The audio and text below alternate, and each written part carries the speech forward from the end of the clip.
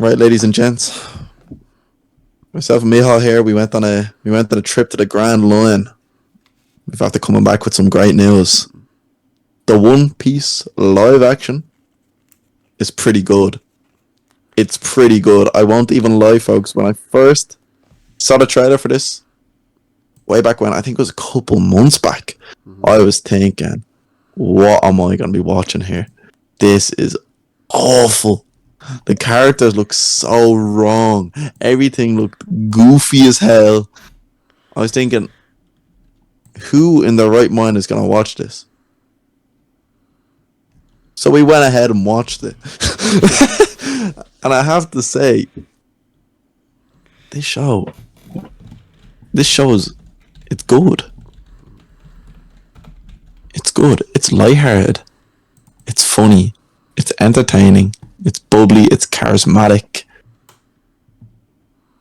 It's so chilled. And it's happy. It's a happy piece of media. It's a unique form of media in the sense of, we've been getting a lot of doom and gloom recently.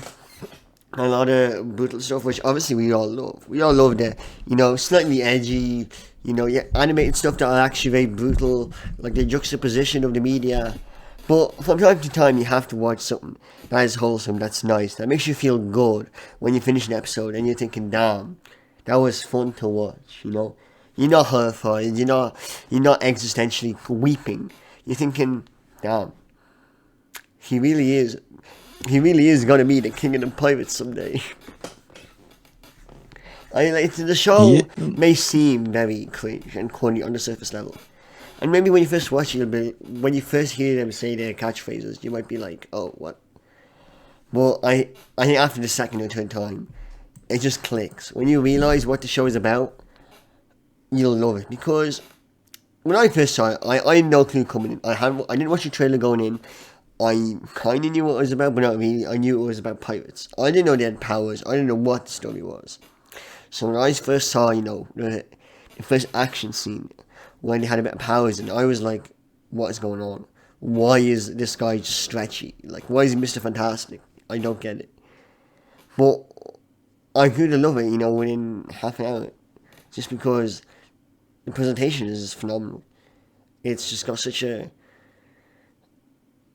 you can just tell there's so much passion behind it, from the actors, in my opinion. It's definitely a passion work. They're definitely all fans of the anime itself. Mm-hmm. And you can tell it. You can tell the directors really, really want to do justice to it. And it's not just Netflix pumping out money for a rehash of something they can't put on their own service, It's something which the whole team was on board with and they wanted. Oh, yeah. Mm. And it's really good to see, it is a dedicated team around it. Mm-hmm. There is a dedicated team. The show looks so colourful and so vibrant. And you can tell that's a lot, due to or because of the whole team around the show. Mm-hmm. The director's points, the cinematography, everything just makes it so bubbly. Yeah, it's just, even if you look at the posters, just the way the sun is just so present in every single poster, and just the blue skies, the ocean, it's just so wholesome, and it all has to be credited to, in my opinion, the most important character in One Piece, which is Monkey D. Luffy. Because if his performance, if his direction was not on point, then everything would collapse. If your main character, who constantly says that he's going to be king of the pirates, constantly talks about his friends, sounded like cringy and goofy to an extreme, everything would collapse. But it doesn't, He is just he's just goofy enough to have you like him, but not too goofy to think he's an idiot and to think he's a clown. I was going to say, I feel like the live action does a really good job of justifying the Luffy character. Because I feel like in the anime, maybe he can get a bit out of hand with all his wackiness and his goofiness. And I can see that in times in the show. Like there's times where he's a bit wacky and out there and zany when it's like not really the time to be, but you know it's just his character. I feel like the live action does a really good job of justifying like his moral grounds, where he stands with a lot of things, which we'll get into later. Yeah. But don't come into the show thinking that it's just gonna be Luffy saying some wacky bullshit. Oh yeah. Oh, king of the pirates, that'll be me. Oh, gotta get to the grand line, gonna be king. Whoa. It's not like that. It's not like that at all. Because there's deeper meaning behind everything, and every character gets their own backstory. Obviously, some you can tell there's a lot more to their backstory that haven't been fleshed out yet. But you can tell like the backstories are great. Every single character has basically a dedicated episode in a way, or at least a dedicated couple of scenes to their backstory. Yeah, they flesh out all of the crew, and it makes all of them look very, very like. If someone asked me, "Who's your favorite character in One Piece?" I couldn't answer you because all 5 of the Straw Hats I love, and I couldn't be like, oh, I prefer Luffy over Nami, over Zoro, over Sanji, or Usopp, because they're all so great, It's such a holistic crew. And I think that's exactly what you want. Yeah, you can definitely find yourself liking any of the characters in the show. That's the nice thing about it as well. Even the bad guys, you can grow to like as well. Mm-hmm. Yeah, I really like Garp. I really like Garp. Garp is really good, and the whole backstory with him and Luffy as well. Oh yeah, that's really good. And the whole him not dropping on like Luffy, like he lets him. We won't talk about too much. Yeah. We'll talk about it later, but his whole approach with Luffy and all that. Kind of like a family first. I really like that about the show, Like they're all pirates or marines or whatever they are. But it's like, it's a put your friends first, put your family first kind of show. And it really hams on to the whole, you gotta put others before yourself. You see it with Luffy, you see it with Nami, you see it with Zoro as well, with his passion. You see it with Usopp. You see it with I'm gonna call him Sanji's dad, but he's not Sanji's dad. Yeah, you know what I mean. Yeah, Sanji, the cook. The cook, yeah. The chef. Oh shit! What was his name? Zeke. Yeah, Zeph. It was Zeph. Chef Zeph. Chef Zeph.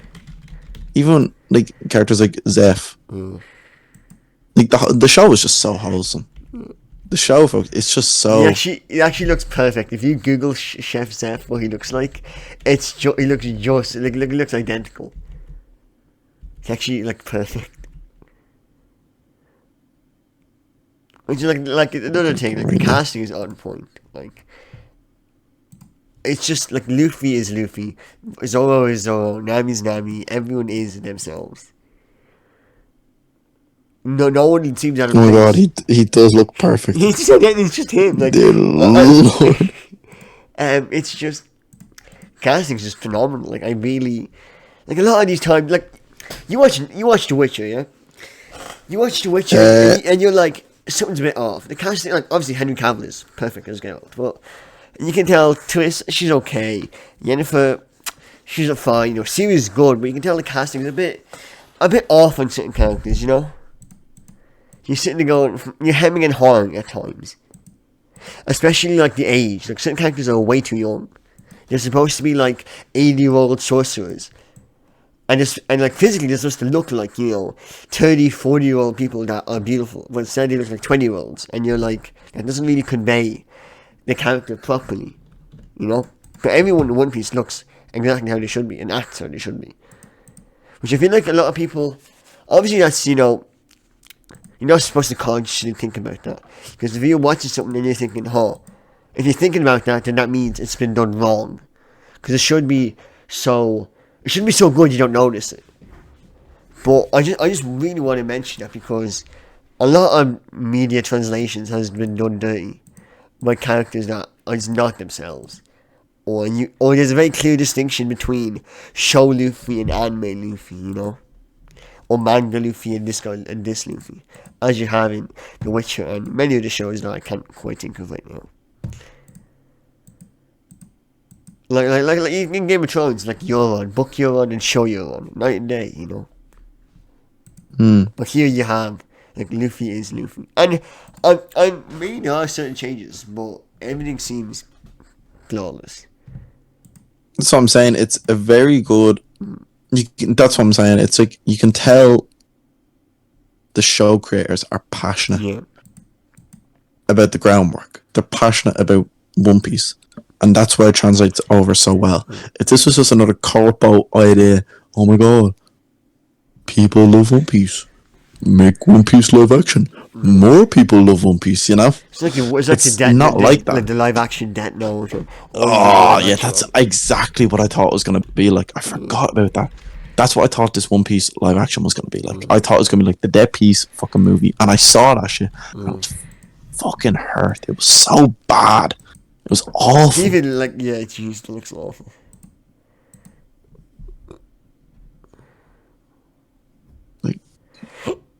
I feel like now we've explained what to expect going into the show. I think we explained a little bit about the show. Some of our favourite characters, favourite moments. Yeah, we should talk about that. And what we see coming up for season 2. So there's full spoilers from here, by the way. Full spoilers, folks. Full spoilers. We go deep. We'll move through like the timeline. Yeah. Pretty quickly, and we'll mention off things because, folks, we say it's a light show, but there is a lot to unpack. Oh yeah, there's a lot, and I think that's what makes One Piece so good is that the world building is just so dense. So every nook and cranny of the world gets explored. Even the live action, the One Piece, like the One Piece, the One Piece is the friends you make along the way. Yeah. But no, it's the live action really does do a good job as well of building the world. Oh yeah. I don't know if I've cut off right now. No, it's all good. It's all dramatic. All right, cool. Dramatic pause there for a second. But the live action also does a seriously good job of building the world. Like I think they got to like 6 or 7 different islands. And they got a lot of different. I think every episode is nearly a different island. Every like second one is 100% different island. And it's great to see. I love to see it. Like, yeah. Like if we're talking, let's talk about Boogie the Clown, you know, episode 2, and then appears later on. Boogie the Clown. God, what a beast. Boogie. I didn't think I was going to like Boogie. But you do. Boogie, of course. You do. Boogie the Clown. You watch Boogie like, and you're Boogie like, he's just a clown, you know. You don't think that much of him, but he just constantly appears. There's more scenes of Boogie and Boogie and Boogie and Boogie. You gotta love Boogie. Like you can tell. I genuinely thought he's just gonna be like a goofy villain. Yeah. Luffy just one hits. Luffy struggled. Luffy really struggled. That's all we hear from him. Luffy got clowned on by Boogie. Luffy nearly drowned. He nearly drowned. Yeah, but I just thought it was gonna be like one of them goofy battles. Yeah, Luffy had. If he was gonna have. Bro, this isn't the second app. I didn't know what to expect from the show. Yeah, Boogie had him dead to rights. But like, I also thought that a lot of characters in the show were gonna have devil fruits. Yeah. It's a bad misconception, but yeah, it's supposed to be like a big rare thing. Yeah, it's supposed to be a rare thing, but them introducing Boogie with the devil fruits straight away, I was like, is there just gonna be like a shitload of characters with devil fruits? And I was like, that really doesn't make it like special, you know. But I thought introducing Boogie as like a good starter villain who comes in later and later was a good idea. Boogie's great, and I think what really convinced me the show was like real good was episodes 3 and 4, the whole Usopp arc. Usopp's arc. It's funny because Moist actually complained about it. He said this was like the weakest point for him. Yeah, no. In his review, which I watched today, in his full detailed review of the One Piece live action, Moist said, and you can take this as fact, Moist said My snow. his whole he liked the live action, but he didn't like Usopp's arc in the live action because it skipped over like some detrimental thing to his whole character. And I was listening to him and I was like, I don't think that's true at all. I think the live action does a great job Yeah, I of think it's conveying really good. why he does the things he does. And I think they make it like they give him good reasons for him to actually be a member of the crew. His whole argument was in the anime. I don't use this as a spoiler, by the way. I don't think this is because I don't know the full extent of it. But Usopp goes out and saves the day. He saves the crew, and that makes him worthy of being a crew member. You know, he puts his life on the line, like for the sake of the crew, for the sake of everyone on the island, and he saves the day, and that makes him a straw hat. Are you still able to hear me? Yeah, it's all good. I'm nodding along. Yeah. Ah, right, perfect. I didn't hear the little like buzzing in the back, so I was thinking maybe I'm gone. Well, But I'll tell you when you're gone. you know, all right, perfect. So, Moise was saying that they don't really explain why they did it in the why he's just a member now in the live action, but I don't think that's They true. do. He gets the boat. He literally funds. He gets him the boat. Like Yeah, he gets in the boat number one, which is what they gets him- wanted. They needed a boat. the amazing boat from the shipyard or whatever, and he does prove himself to actually have skills worthy of being a straw hat. He helps him a lot. And the most important thing as well, which you have to remember, the live action is all about like people with heart, people with character. It's all about finding family. Yeah. And Usopp, you know, because he lost his dad, and he meets Luffy, who does know his dad. He feels a connection to Luffy because Luffy knows his dad. Oh, like my dad went missing. He's a pirate, and every day he's waiting for his dad to come back, and that's why he keeps on saying the pirates are coming. And when I heard that, I was like, you know what? That's pretty fucking sad. Oh yeah. I thought Usopp was just gonna be a jokey character, but listening to this in episode 3 and 4, like you can actually feel for the dude. Oh yeah. Him with Kaya is really good. Yeah. It's like. He's the perfect surface level character that's funny but actually has a deep story, you know, that you want to root for and you want to see him do good. I think the live action does a very good job of like helping you root for characters. Yeah. So. And then after the Usopp, it's just like it doesn't slow down after the Usopp arc. Like going straight into the boat. It's not like Usopp becomes a straw hat. Yeah, the Barari with I loved it. Mihawk. Baby Mihawk. Mihawk is such a I- cool ass character. Sanji- He's so cool. Sanji's backstory might be like my favorite. I still need to think about it more, but I love Sanji's backstory with Chef Zeph. When he practically just gets abducted and brought into the chef crew. No, he's on the island and they're both starving, and Oh the yes, food. and he's sitting there and Chef Chef gives all the food to Sanji. and he's sitting and he's like, he's like, he gets like a rock or whatever, and he's like, I need to do it. Like he's so hungry, he's fucked up, his skin's like burned everywhere. He's gonna kill the chef, you know. He's gonna take his food, and he realizes the chef has no food, and he gave it all to him, and it's like, fucking hell. Like, it's just so sad, and when he's his relationship with Chef Zeph is so good. It's just I really Chef eats his own fucking leg. Yeah, literally. Oh, And then Mihawk is class. Mihawk is so cool, man. Mihawk is so cool. Clowns on Zoro. He clowned on Zoro, bro. He clowned on Zoro with the little baby sword. Yeah, literally. The baby sword, and Zoro's getting. Yeah, he's like, you do not deserve to be fucking with this one. Oh. I can't wait to see his actual sword. I mean, you saw a fight against like the ship. Yeah. You saw a fight against a ship, but like actually like see it in battle, like see it against Zoro. I mean, That's gonna be pretty peak. I didn't use it to like cut through his swords or something. Did he in the live action? Did he? He used a big sword to like cut him at the very end when Zoro stuck his. Oh, he did. Yes. He's like, oh yes.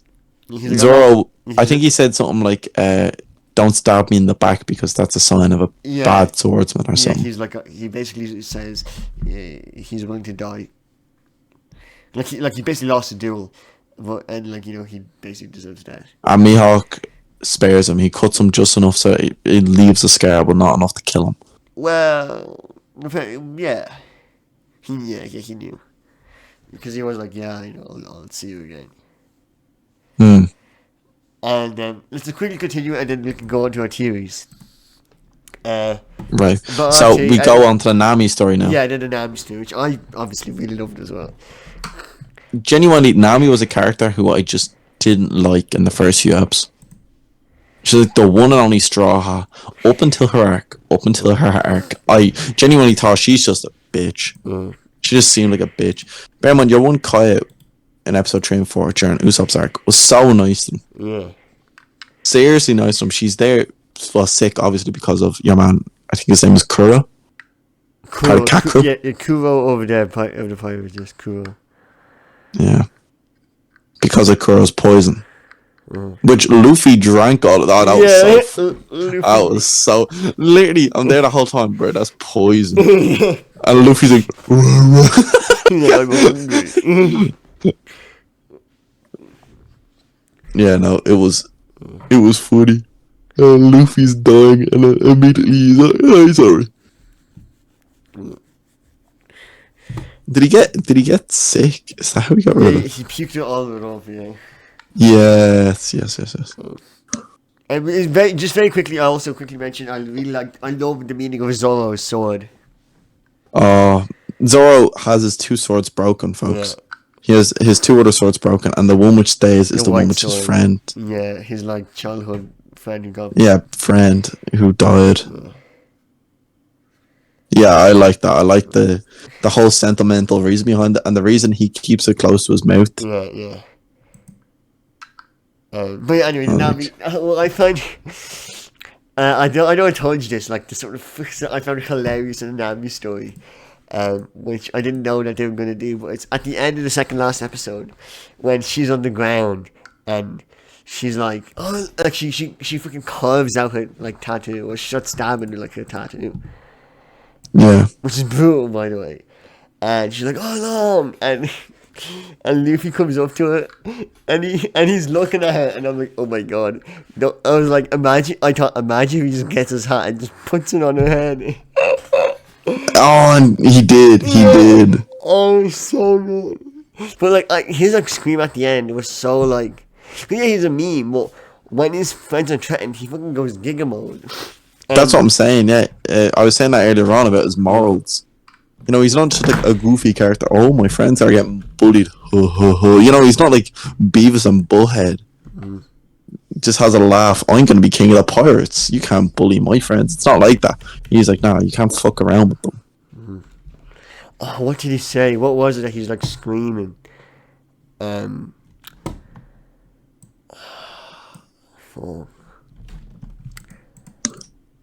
can't remember.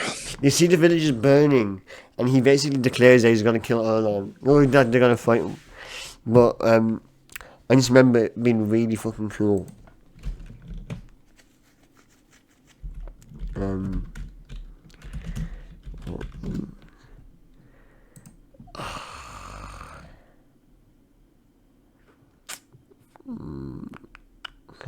Oh, he puts it.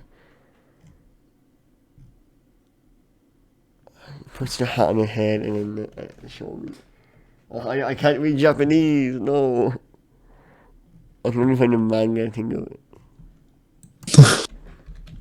I can't read Japanese. Oh, Marumo, More, Shinde, Nani? Oh. What the fuck did you say? Anyway, Right, well, you're looking for that. I'll continue talking. I think now we're coming into the finale. Yeah, that is the finale. Yeah. Right, well, we're coming into Arlong versus Luffy in the map room. And of course, Arlong is a 20 million berry bounty. He's a tough guy. He's always going to be a tough guy. Yeah, it's And sorry. Luffy's kind of getting whipped at the moment. Luffy's struggling. Then he realizes, I don't need to take out Arlong. Let's go. I just need to take out his map room. So he does. That's exactly what he does. He just starts going, Gummo, fucking whatever he said. Gum gum. Bazooka. Gum. Gummy. Drop the leg. Drops the leg on Arlong. Arlong goes flying through a good 30 stories. Fella dropping until he passes out. He actually fucking dunked on all of them. He dunked on Arlong at the end, but Arlong was kind of wiping the floor with him, to be fair. Arlong was Vincent. And then we also had Garp as well, who absolutely just yeah, bodies Luffy. Yeah, he's basically like one hit Luffy. Fucking cat. Like Luffy, they said Garp up to be his granddad or whatever. Yeah. Oh, that's nice. And then Garp just goes bang, and it's like, what the hell? Luffy goes for the fucking gum punch. Garp officially like grabs it and just pulls Luffy forward and clotheslines him. And Luffy's just done. He's on the ground. He's like, oh good lord. Kobe's there watching and Kobe had one more match of that Japanese checkers, whatever they were playing. That would have been him. Genuine. He's there. Bang. Huh? Like we've seen Luffy deflect bullets, cannonballs, bullets. We've seen him like shake off razor sharp teeth. We've seen him literally cannonballs. Like ships shoot at him and he shoots them back. We've seen him get rid of like I'd say probably 10 gallons of poison. Yeah, literally. Poison soup. But so like one punch from old Garpy over here sends him flying. Yeah. Who is this Garp guy? But basically it ends with Garp and Luffy have a heart to heart, and Garp being like, I respect your decision to be a pirate. I'm glad you found your golden knife, but next time I see you I'll need to arrest you. And Luffy's like, fair enough. Yeah, that was how it pretty much ended. And then I hinted at a few characters. But what I was going to say was when he goes up to Nami, and she's like, when she finally admits that, like, she needs help, And she's like, Luffy, will you help me? And he's like, of course I will. And he's like, oh, of course I will. And you think that sounds so stupid, but it just comes off so earnest and, like, it's passionate, He's like, of course I will. And he just starts screaming it, and you're like, God damn, Luffy's going in. But yeah, it's just Luffy though, isn't it? It's just Luffy. So yeah, so what are some theories? What are we thinking here? What are some theories here? Yeah. What are we thinking? Just about like One Piece and Gen, or talk about season 2? Well, we can do both. Well, look, I think the guy with the 2 cigars. It's got to be like we've seen Vice Admiral Garp. Wait, the guy with the 2 cigars? Yeah, there was a guy with 2 cigars. When was this? There's not Doflamingo. Was that Doflamingo with the 2 cigars? Doesn't he burn out? Like, it's Doflamingo who's in the chair, right? He has the fucking coat. Oh, it is. That's what I was talking about. The pink coat, yeah.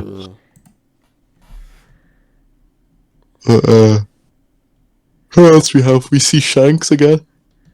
Yeah, I'm very excited. I'm very excited to see like the whole Shanks era. Like, I feel like there's a lot of backstory to them. I don't know if we'll see that in season 2, but I know there's I know there's a lot to. I don't know anything about it, but I Shanks feel and Mihawk were part of the same crew. Yeah, I feel like that whole crew is just gonna be like legendary people. It has to be, yeah. I just want to And know it's what funny. Shanks can do. Like, It's funny to see like how much like influence Luffy has had around him yeah. already. You think about it. He had Shanks. He had Bearmont. His name is God D Usopp. Yeah. I think that's the name of Usopp's dad. God D Usopp. We're in a crew with the world's greatest swordsman, Mihawk. I love Usopp that I love the fact that he actually does beat that guy in the end, but no one believes him. This in the last ep, was it? Yeah, when he beats like Arlong's, like, you know where Arlong has two buddies. Oh Yeah, he like yes. uses a fire like pellet to kill him. And he comes back and he's like, no one believes that he did anything, but they still let him talk to the village as if he like saved everyone. Because he's basically their mouthpiece, you know. He's like their propaganda. He is. Like he spreads the myth of the He's Straw Hats. yeah. He's the storyteller. You know. That's what a lot of people were saying. The One Piece anime is actually just Usopp. And Usopp telling the stories to other people. Well, Usopp isn't in some of the stories though. Yeah, but he could be told about the stories, and he could be telling the story of the Straw Hats, you know? Luffy's in everything. Yeah, but bear in mind, Yeah, I get it. you have to remember. We don't need to go deep into fucking Usopp is the author. It's theory. Usopp is the author. The story about his captain, the king of the pirates, Monkey D. Luffy. Kobe is gonna be like Sigma male, but not in season 2. I feel like season fucking. I don't know. I feel like in 7 seasons, Kobe is just like fucking beast in the Marines. You know, like one of the top dogs. He has to be. Garp took him in under his wing. Him and your man. He actually turned out to be alright in the end. What's his name? Yeah, the son. Yeah, the son. He actually ended up being alright in the end. So now they're apprentices to Garp. And Garp has proven himself to be, you know, a powerful boy. So it should be interesting. It's definitely interesting. Like I think Kobe and his homie are gonna be strong. Garb's obviously gonna see more of him. I'm more excited. I can't wait to see Shanks. Yeah, I mean, I like that crew. I'm very excited to see more. I'm very excited to see Shanks. I'm very excited to see Zoro training to be Mihawk. It's gonna have to happen. He took a fat L against Mihawk. He has to train. That's gonna happen. Like I feel like the Mihawk fight, I feel like that's gonna be like one of the last things that happens. You know. Oh no, yeah, it has to be. But he's gonna have to start training. Yeah, he to needs fight to like Mihawk. beat some other people. He has to get 2 new swords. Don't forget. He needs to fucking clown on other people. There's some other big characters who need to be introduced as well, who I can't wait to see. I won't say their names. Yeah, I don't know why they're gonna be introduced, and I like to not know. But yeah, I don't really have any cues. I just wanna experience the show, you know. Right. Overall, what would you give the show? Rating out of 10. It's so hard to say because Look, honestly, rewatchability I'd say like a 9 puts out it of up. 10. 9 out of 10, yeah. I was just about to say. I'd say overall wise, like overall the whole show, analyze it, do everything you can with it. I think the show is amazing. The acting isn't great, but there's a lot of heart. It's a very entertaining show. So with that, I'd knock it down a little few points because of the acting, and I'd give it an 8.3 out of 10. I'll give it a 9 because I think I don't know for season 1 9. You know, I have to see more. You know. Actually, I'll scratch that. I'll give it an 8.6 out of 10.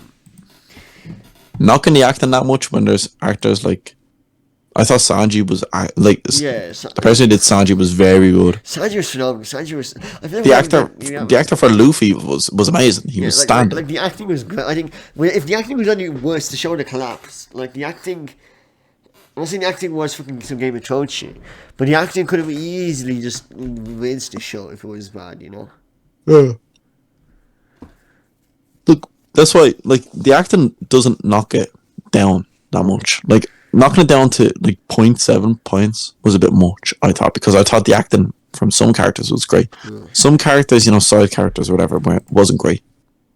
Actually, I need to mention the actor who played Boogie was seriously good. He was seriously good. I can't look at him and think he's not Boogie. He is Boogie. Oh, he is Boogie. He is Boogie. He's in another show, Queen of the South, which I don't like. It's a crappy show. Oh yeah. But he's in it, and he's good. He's just a good actor. Like he's clearly seasoned. You can just tell he's been around. He was actually really good. Yeah. So I give the show an 8.6. I think a high H2 for this show is an accurate rating. No, I think H1. I think it's H1. I can't give it the H1. Look, if the bell curve allows it in a couple of weeks' time, It's a H1. I think back on it. It's a H1 after the second It's a count. season 1 H1. Oh. I mean, it's a season 1 H1 straight up. I can't give it a H1. It's a H1. I give it a high H2, and I Have we think seen a that's... better? Have we seen a better show this year? Let's check what we've seen this year. Show-wise. Is this the first Maybe show? 'cause Is this the first show we've done this year? No, it isn't. What's another show we did this year? I'm looking at our uploads.